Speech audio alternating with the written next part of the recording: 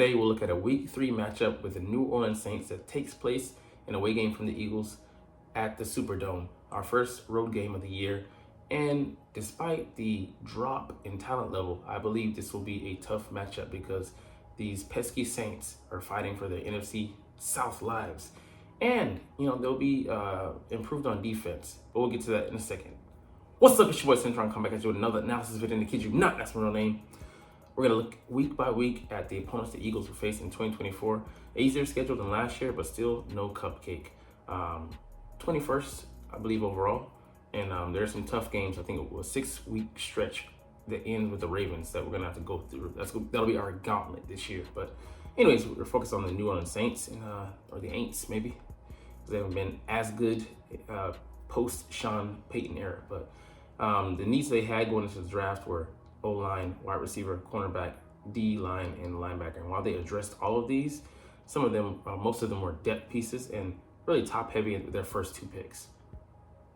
So Taliesin Fuaga, one of the best tackles coming out of Oregon State, believed to be a fit as well on the interior.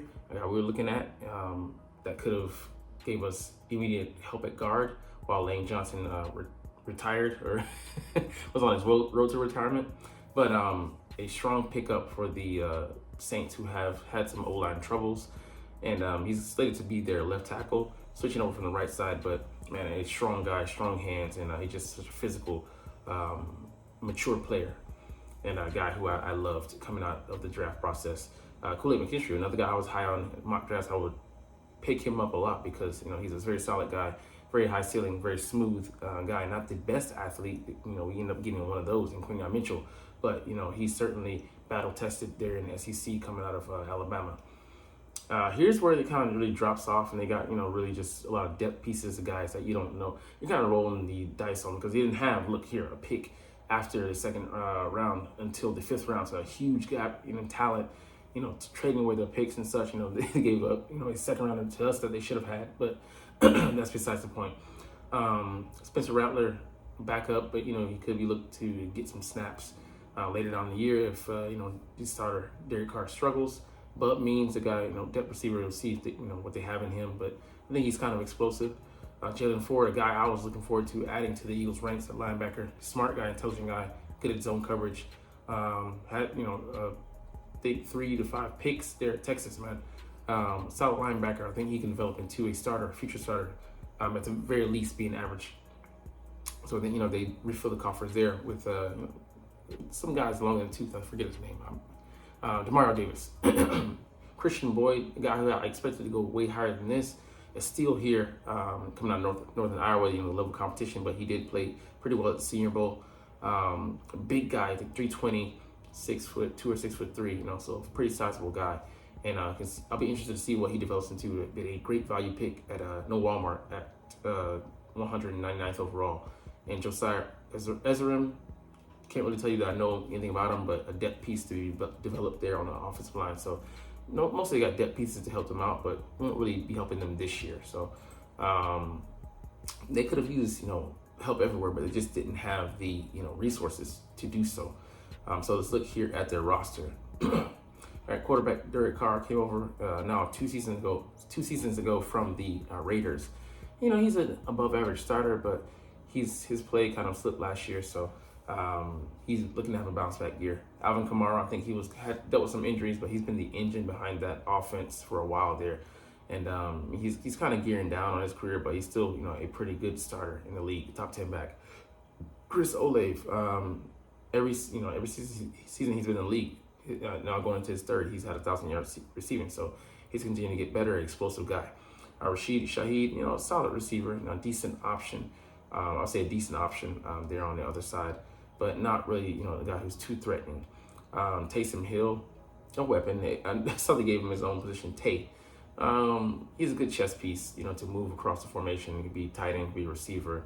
Can play some quarterback as well. It's his calling card, but, he's been quite the weapon for New Orleans.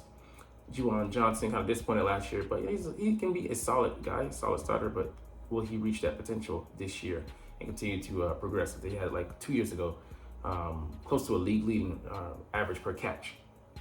We talked about Fuaga. he's gonna solidify them, but probably gonna have his bumps and bruises early on, and then just the rest of his O-line. Eric McCoy, he can be decent. Cesar Ruiz, a little bit of a pushover, an average starter, and Landon Young, can't tell you not know anything about him, but I would say middle of the pack to average line, and they can be had there. So on the defensive side, kind of where the strength of this team, where they call it, make their bones, with head coach Dennis Allen. Cameron Jordan, longtime starter, he's starting to wane, but he still can be a plus guy for you. Brian Breesy came on last year, and will he continue that regression? They're kind of penciling him in. They had somebody else on the depth chart I saw. Chase Young, question with him is potential, because he has it, but he hasn't been able to reach it on a consistent basis. The 49ers didn't even look to extend him. That kind of should tell you where they kind of, felt, how they felt on him. So he has yet to show that he can be consistent. Carl Granderson, a decent guy. Demario Davis, a pretty good star, but, kind of waiting for the wheels to fall off, because he's, I think, 33 or 34. So, that guy, you can't count on him for too long, but he's still, he's still pretty amazing at what he does. Pete Werner, an average starter, we had a down year last year. Marshawn Lattimore struggled, I think, staying healthy a little bit last year, but he's still, a plus starter. Paulson Adebo, I think he's kind of grown into that role. Kool-Aid McKinstry, we'll see what he is. But I think they have pretty good stable of corners there. Tyrann Mathieu, still decent. Give you some quality starts. Jordan Howden, unknown for me, but let's compare this to the respective offensive and defensive units for the Philadelphia Eagles. So on offense, man, I think we should be able to hold them down. Especially, they shouldn't give us too many problems with the receiving core that they have. The only problem I have is who's going to cover the athletic Juwan Johnson. Maybe you slate, what's his name? The new linebacker we just picked up from New Orleans. I'm forgetting his name. Zach Bond, for that role, or Devin White, or a mix of both of them. But I feel confident that they'd be able to hold him down. And our stable of corners now, they should have no problems covering these guys. Chris Olave, the one who's going to give you problems, but Isaiah Rodgers or Quinton Mitchell could definitely deal with that. In the running game, Calvin Kamara, he's a good receiving back, so Devin White having patrol in the area, the flats, and looking for those those dump off routes, option routes and such. So I don't think we should struggle with quarterback, the caliber of Derek Carr. So we should dominate them on offense, and the offensive line should be getting feeling the weight of the rest of that defensive line and edge rushers. So interiorly speaking, Jordan Davis and Jalen Carter should be dominating. And on defense, I think we have the pieces to deal with their defensive line. Outside of Cameron Jordan, Brian Breesy, maybe those are the two top threats. We should be able to deal with them handily. And that being said, I'm trying to think of. They would maybe attack our right side with what's our guy at right guard? Tyler Steen. He's be the weak spot, and then center as well. We might be coming for Cam Jurgens, but we'll see at this point. It's going to be a good test, because it's going to be on the road, loud, Superdome. It's pretty raucous, and a pretty good environment to get the ball rolling early on early struggles and dealing with adversity. The linebackers definitely could run with some other guys in the middle, but I think that